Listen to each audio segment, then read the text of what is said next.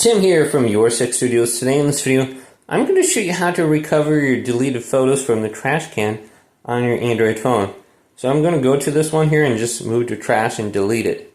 Now how do you find this under the trash can when there is no trash can? So if you're using the gallery app, just look for an option for trash can. So you can see I have one right here.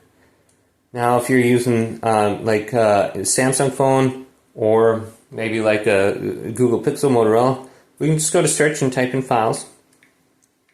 And on Samsung you have My Files, and your Google Pixel you have Files. So we can just tap this, and we can see the trash can right here on this version. We can tap it, and we can go to Restore All. Don't go to Delete All, go to Restore All, and you should be able to recover that image. So I'll show you on the other files now. If I go to Files, here's what the other files will look like. And what we want to do is go to the top left now. Since I don't see trash can under here, go to the top left, go to trash right here, and you should be able to recover it. Also look at your SD card too if you got something in there you deleted.